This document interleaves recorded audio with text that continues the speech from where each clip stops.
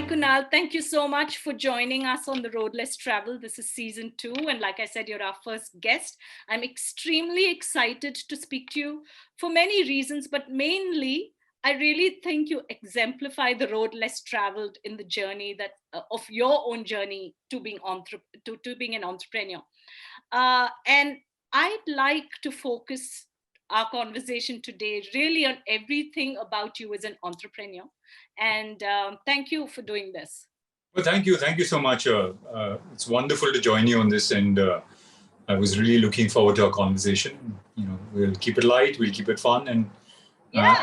And keep it fun and keep it inspirational, that we have a lot of people, a lot of people who want to be entrepreneurs after listening to you. Hopefully. Yeah. Kunal, I want to go back to, say, Kunal at age 10. Okay. And in hindsight, and I know from what I've read, your parents are from Amritsar. Your father's been in the real estate business or construction business, so kind of entrepreneurial in a sense. But Kunal grew up in Bombay, 10-year-old Kunal. Would you say in hindsight you were entrepreneurial, risk-taking, or was that a muscle that developed over time? Well, I don't know about 10-year-old, but I remember 14-year-old Kunal. And, my first sort of brush with being an entrepreneur was, I remember, we used to live in these apartment blocks. And when I was about 14, the government came up with a rule, which was that, the postman used to come from door to door with the mail. And the government came up with a rule that every apartment block should have post boxes at the bottom. Every individual flat should have its own post box, because some of the apartment blocks didn't have lifts. So the poor postman had to sort of, take the stairs and stuff. And the government came up with this thing of every sort of apartment block and every flat having its own post box. And I happened to know somebody that was manufacturing post boxes. And that was my first gig, because I found out he was manufacturing post boxes. I found out about this rule, and I said that I wanted to sell post boxes to buildings. So and the Kida was there. Yeah, I was looking to make some money in the summer. And I thought that it would be fun to sort of go to these different apartment blocks and talk to them about, putting this particular post box as opposed to the other ones. And also obviously educating them on this, because a lot of apartment blocks didn't know that this had come about. And I remember going to about 50 of them, and eventually ended up selling a bunch of post boxes to 2 apartment blocks. So I think that was sort of first brush with sales and, being an entrepreneur and, sort of making my own money and my own little startup. The other was when I was 16, and I was exporting mangoes to Hong Kong. That didn't turn out very well, because at 16. Yeah, 16 and a half, I had started an export company. I had just gotten into college and I wanted to do something at that point of time. And a friend of mine and me came up with this thing, because his brother was in Hong Kong. And we decided that, lots of Indians in Hong Kong, they all want mangoes, and, Indian mangoes are special. So let's start this business. And we started going to Crawford Market and all these wholesale markets to sort of look for mangoes, right? And that didn't go very well. The first consignment went well, but after that, we hadn't sort of, because we were inexperienced, we hadn't sort of taken into account the fact that the mangoes might rot. If you hadn't thought through product life cycle. We're very sort of excited because our first consignment had gone off well. And we didn't realize that if there were any sort of shipping delays, what would happen, right? And I think the second consignment was the end of the business. And all the money at 16 had sort of also disappeared in the mango business. So yeah, I mean, I guess there's always been the desire to be an entrepreneur. And I've always found the space really exciting.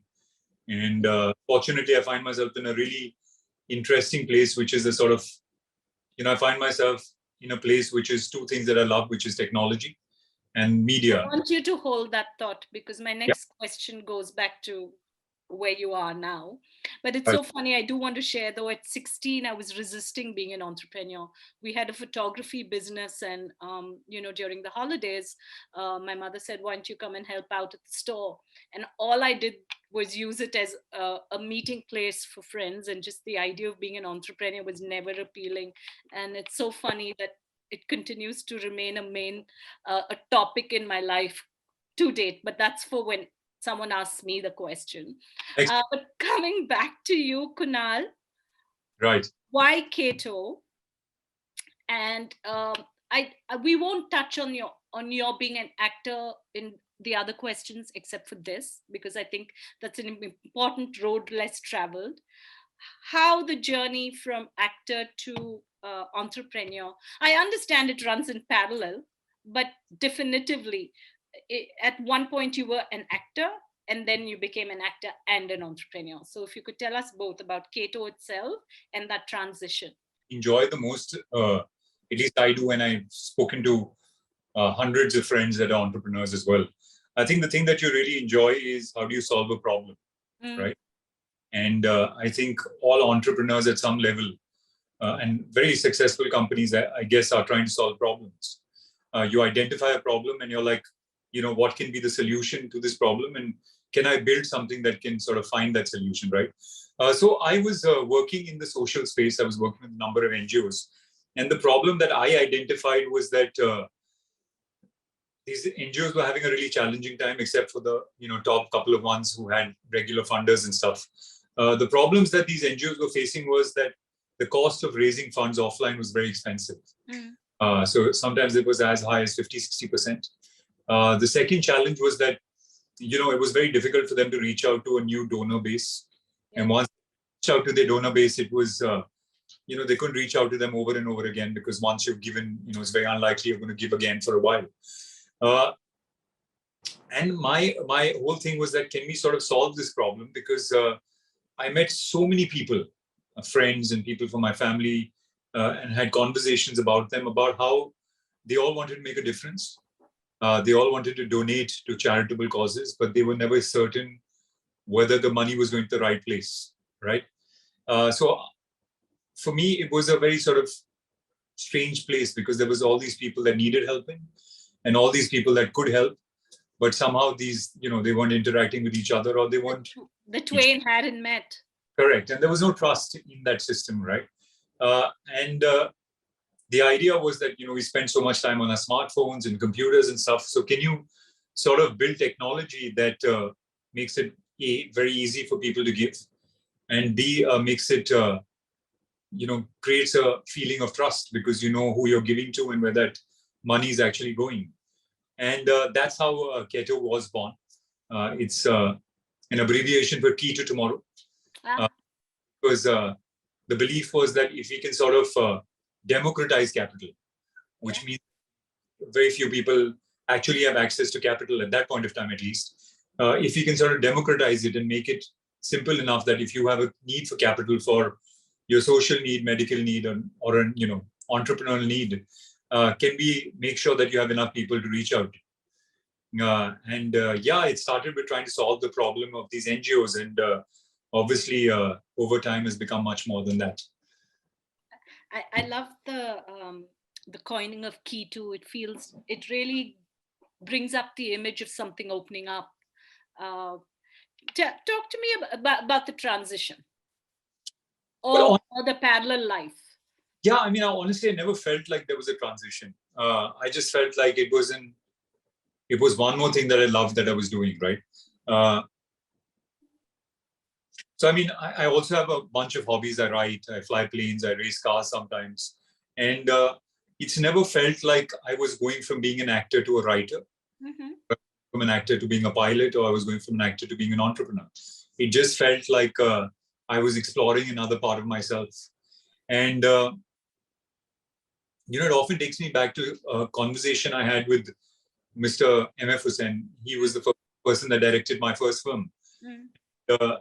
He had told me something very interesting. He said that, the world will always try to define you. So they keep telling me I'm a painter, right? I'm a foodie. I love food. I enjoy music. So I'm a musician. I'm a father. I'm a friend. I have so many roles that I play, and I don't want to be defined by any one role. And that's something that I think about often. So I've never thought of myself only as an actor, right? I've thought of acting as one of the roles that I'm playing. And I'm constantly in the search for new roles that I can sort of dip into and play. It's interesting you say that. Ravi recently just published a book called What the Heck Do I Do with My Life, about staying relevant in today's time. And he talks about the importance of a portfolio life. And this is what he kind of alludes to, not being restricted by one thing and in a box. But I do want to stay with that question just for one reason. Being an entrepreneur is a whole journey in itself. Does that allow for the other aspects that you said you were interested in? As in terms of time?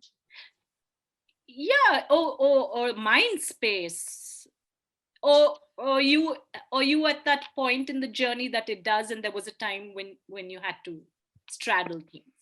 So you know what I've learned to do over time, and it was not something that was natural to me, was that when I'm doing one thing, I'm only doing that one thing, right?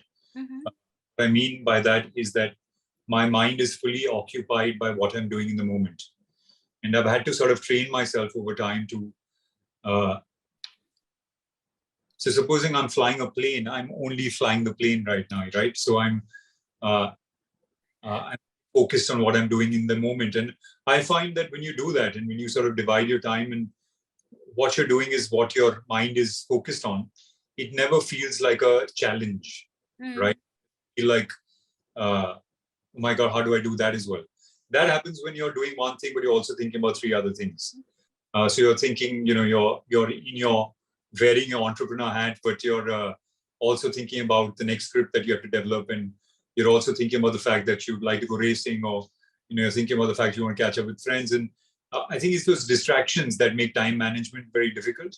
But if you have the ability to sort of develop that and sort of deep dive into what you're doing in the moment, then it's never really felt like a challenge. Also, I think I've been rather fortunate at Keto is that my co-founders and the CEO is somebody who's a phenomenal guy, Varun and Zahir. They're incredible guys, and they carry a lot of the burden of a startup, which makes my work a lot easier as well. So I think it's also about partnering with the right people and knowing what your strengths are and what their strengths are, and then just really sort of focusing on building your strength in the business. So I've been fortunate like that as well. Would you say your ability to focus is the biggest trait that's held you in good stead as an entrepreneur? And before you answer that, I'll tell you why I asked that question. Because if it's to an audience of people who may not be entrepreneurs yet, and so we try and touch on different aspects and traits that entrepreneurs have, and so that's why I'm asking you that question. Yeah, I think it's very important, not only as an entrepreneur, actor, but also in your personal life, right? The thing is that we live in a world of incredible amount of distractions, incredible amount of information, and also the ability to learn incredible amount of things at the same time, right? So I can go onto YouTube, I could go to a master class, and I could learn everything from coding to playing the guitar, right? And if you are a naturally sort of inquisitive person, then there's a tendency to want to do everything, right? Yeah. Learn to play the guitar, but I also want to learn how to beatbox, and I want to also sort of deep dive into the culture of rap music, and I want to build a company which is in health, but I also want to sort of deep dive into e-commerce. There's a lot of possibilities which we are very fortunate. I mean, I don't think any generation has had that, right? Yeah. Like 20 years back, if I had to learn something, it was a struggle. I had to call for a book, find it, in the library, or if somebody was coming in from the States or from the West, then I'd call for the book and then study the book or find a teacher, which would be challenging again. But today it's just one remote control away. Yeah. Right?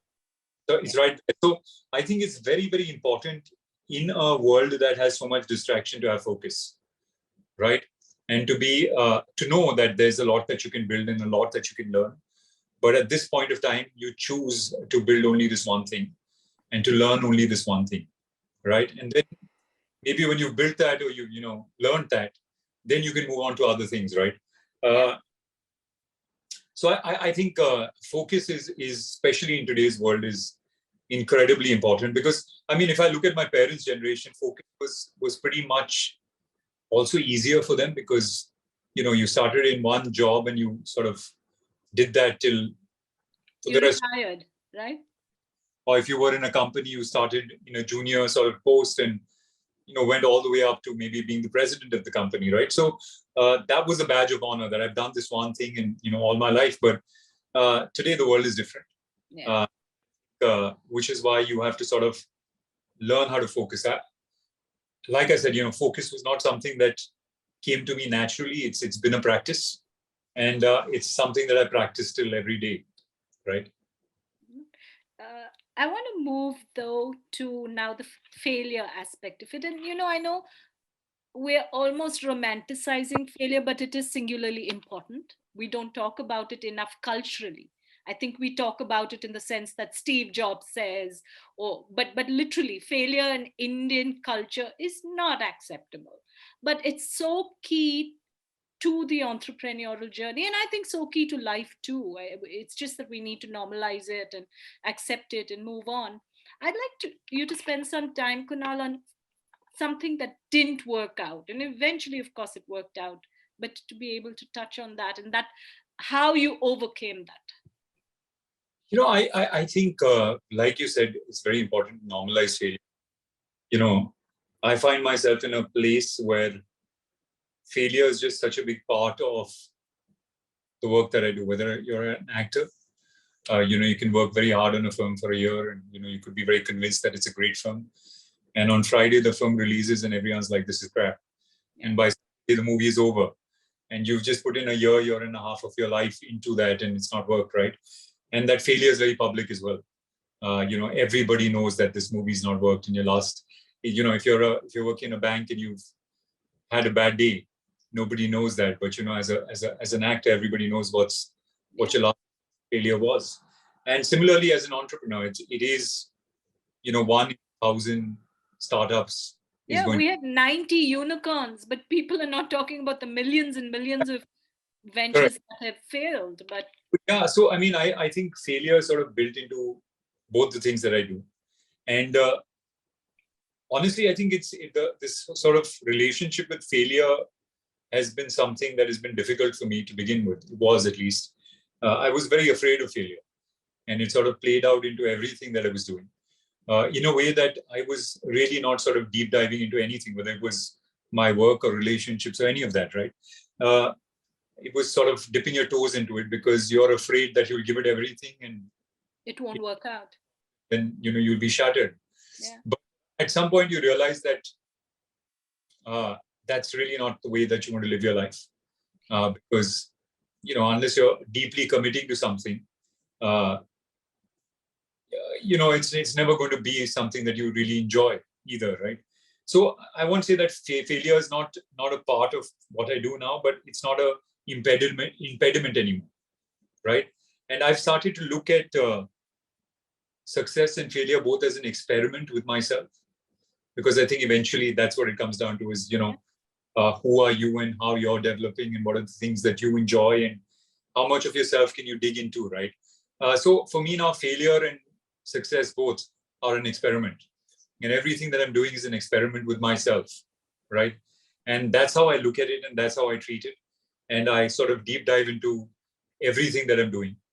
And if it doesn't work out, it was an experiment, but it was an experiment that I gave everything to, and I'm sure it's changed me in some way or the other, as opposed to sort of dipping your toes in, which doesn't really do anything for you. It might not work out, and it's not you've not grown as a person through that either.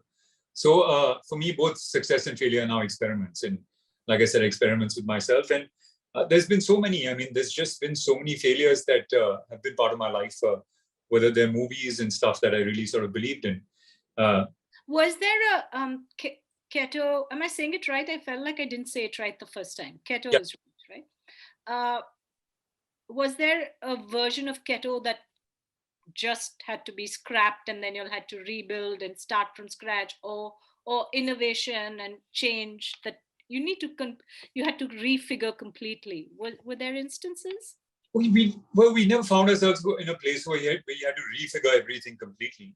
We obviously had to take inputs from people and make changes. But it was very challenging because, when we started off with Keto, crowdfunding was not something that somebody, was not something that anybody spoke about. I think there was a couple Milap and you. Yeah. across the world. I mean, there was Kickstarter and Yeah. Indiegogo was just starting off as well.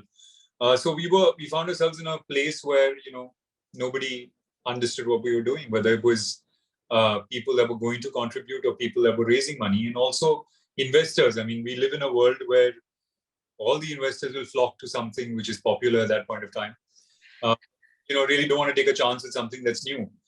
So for us, that was very challenging, and the first couple of years I think were very, very difficult because we just didn't see enough campaigns.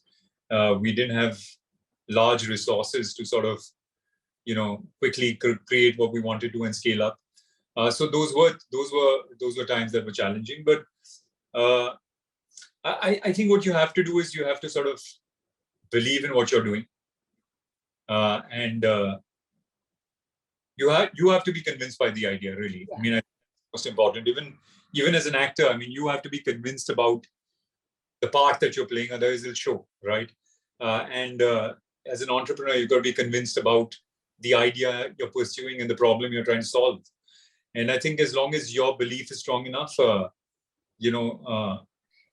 or later things do start falling into place. Actually, you said something so simple and yet so important. And that's the differentiator, right? I've spoken to a lot of entrepreneurs, and the ones that stuck it through, it's the conviction that's been the differentiator.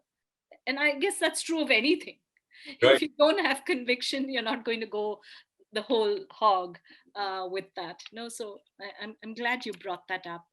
Kunal, what's your favorite thing about being an entrepreneur? What's the favorite thing? I think it's just the people that you get a chance to interact with. You're just, like they say, you are, the company that you sort of surround yourself with, right? And the people that you meet in the film industry are very different from the people that you meet in the startup world, right? And you're just constantly exposed to or interacting with people that are solving problems, and people that are, looking to change the world or make a difference to the world. And I think that is something that I really sort of enjoy. I really, really enjoy meeting new people that have new ideas, and I love sort of interacting with them. And I think for me, that's one of the greatest joys. And while you're doing that, you're solving a large problem. What can be better, right? Yeah. So just just looking at the world from a whole new perspective, right? There's so many times when you look at a product and you're like, damn, that was really simple. How did I not think of that, right? It's been so many years. You're like, why didn't I think of Uber? I mean, it was such an obvious thing. I know. And just to interact with those people that have managed to look at the world in a different place, managed to identify a problem and said, look, I have a solution for this. And it might not be a solution anybody's thinking of, but I believe this is going to work. And that for me, I think is something that's really exciting. What we heard about what you enjoy about being an entrepreneur, but is there someone else's entrepreneur journey that you've been inspired by? You look and say, you mentioned Uber, but some person who you say, wow, that person's been an inspiring entrepreneur, and it could be from anywhere. I think, so many of them. In India itself, there's just such a long list. But, somebody I'm really impressed by, of course, like everybody else, is Elon Musk. Mm-hmm. Elona, as he tweeted yesterday. What did he know about that? His whole ongoing challenge with the Russian president, and he's been taking him on. And so I think he had a response from the other side saying, hey, Elona, kind of, why don't you back off? Kind of calling him a girl, really. And so he signed off. Elona, he can be witty and, brave. But what I find incredible about his journey is that, everything he's attempted has been laced with a great amount of failure. And everybody's saying that this can't work, right? Absolutely. I have somebody that's like, okay, everybody thinks this can't work, but I'm convinced it's going to work. And you end up creating something that can possibly, obviously, is shaping the world and can change the world, right? So for me, that sort of conviction is just incredible. That's really, really sort of inspiring to see, right? And I mean, you see it not only you see it in the movies as well. I mean, somebody like Amir, for instance, right, taking 2.5 years to do Lagan. This is on being entrepreneurial. Yeah, it's a film about cricket, which has never worked in this country. A film like a period film which has not worked in the country. A 3.5 hour film which is like, this is too long work. And then you sort of go into this desert and you sort of shoot this for like, make it for 2.5 years while everybody else is doing 12 films a year. And, you're spending 2.5 years working on this one film, which everybody thinks you're crazy to do. You know what I mean? So, that sort of conviction, I think, is very inspiring to see. Yeah, it goes back to your Uber point of being of having absolute conviction to be an entrepreneur and also to staying the course. I'm keeping it light. Kunal, what's your favorite entrepreneur book? What's my favorite entrepreneur book? Or written by an entrepreneur or a biography. Go-to one was a very sort of interesting book. That's something I sort of enjoyed. Peter Thiel's that was a book that I really sort of enjoyed. I just read Satya Nadella's book. That was great. I read the book about Shoe Dog, Phil Knight, which was Tell me, when you read these books, is there something that stays behind that works on you? I mean, you can read it, appreciate it, and it's that, or does it leave? I'm asking because I have a different answer for myself, but I'm curious about you. You know what so what used to happen is earlier when I used to read books, I used to go through books, right? You're just sort of reading a book because you've heard it's interesting, and at that point of time, it sort of inspires you in some way. Yeah. And of course, there's a part of it that stays with you. But what I've started doing of late is I take time to read a book, which means that I put down what I think is interesting and reflect on it, right?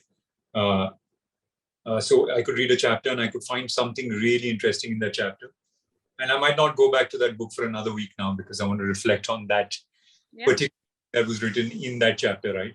And I find that is a far more effective way because you're not going through quantity, but what you're sort of reading is really sort of staying with you. And I found that of late, a lot of it's not information anymore. It sort of becomes your own sort of truth if it sort of resonates with you. And I think that's what's really important is that can you read something which can sort of ignite something in you and become your own truth, as opposed to reading lots of books. You're way more evolved than I am. I become enamored with the person, but just too lazy to adopt all of that. But it does leave something with me. But I want to go from light to a little heavy because it just came to me. In the keto life, right? Can you talk to me about certain instances where, and I don't want it to sound like kind of savior of the world, not that, but this is solving a big problem. And are there stories that you could share, or one anecdote where it created amazing impact in a person's life that you still remember that story or narrative, or it's just too many and too much? Because I mean, every day, and I say this often, I mean, people say, which is your favorite sort of project? And more than favorite, something that still remains with you. You can't call it favorite. It's more. Right. Yeah, I know what you're saying. But, what I love about what we do is that you see so much goodness, right? Which is that, we keep thinking that the world is a bad place and there's news and there's social media and everyone's like, it's always bad news because it sells, of course. And then you have a platform where strangers from across the world come together to help someone they don't know, right? And you're like, wow, that's goodness there. And I think that for me is always very gratifying to see. But I mean, there's been a lot of campaigns. I think one of the first few ones was when we were starting off was for these 4 athletes that were going for the Commonwealth Games and the Asian Games. And it was one of our first sort of big campaigns. And I went and shot a video with these guys. And did a voiceover, put out a video, and we ended up raising, I think at that point it was 18, 19 lakhs for these 4 athletes. And two of them won at the Commonwealth Games and one won at the Asian Games. Wow. So that was I feel like I want to clap, Kunal. That feels so powerful. Yeah, it is. It was very powerful because I mean, firstly, you had a chance to help these athletes to. These are athletes that had been working all their lives and just unfortunately didn't have the resources. So you had a chance to empower them, and that empowerment led to something that was so amazing, which was like medals at an international level. So I think that was very gratifying. No, I'm glad you shared that. I did want to touch on that, but I'm going to move back to light. What you're watching on Netflix, it doesn't have to be entrepreneurial or In about entrepreneurship. fact, it's about Theranos. It's called Dropout. Ah, I haven't watched it. Very good, very good. I've been obsessed with that story for a long time, and it's just 4 episodes right now. But so that's what I'm watching right now. Have you watched have you joined the Euphoria bandwagon? No, I haven't. I want to. I mean, I've seen season 1, and that really blew my mind. But I haven't gotten down to. Traumatized me. It tells you how old I am. I was, because I see a lot of it. I think it traumatized me because I could relate to what I see around so much. But it's fabulously made. I mean, there's incredible, absolutely incredible. So yeah, I'm looking forward to season 2 as well. Yeah. What's a quote that stays with you? What is the quote? I mean, there's so many of them. There's one that I, in fact, just shared today. Is that when you look back at your life, let there be memories and not dreams. Lovely. And I think for me, that's really sort of important. Is that I'm curious about things and I want to learn as many things as possible, and I want to sort of put myself, dive into as many things as possible.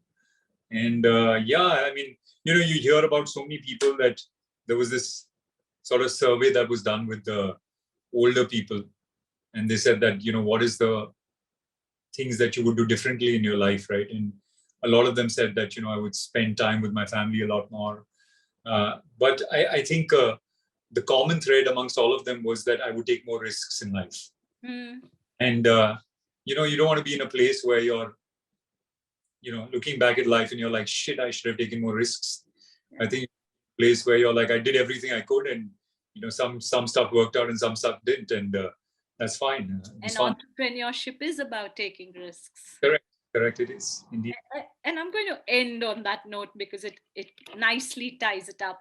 But what I'm going to take away, or what's the last impression of this conversation for me, Kunal, is what you said. There is goodness in the world, and a stranger can make a difference. Thank you so much, despite us being strangers, that you brought your goodness to this conversation and shared your journey with us. Thanks so much. Thank you. It was wonderful talking to you. All the best.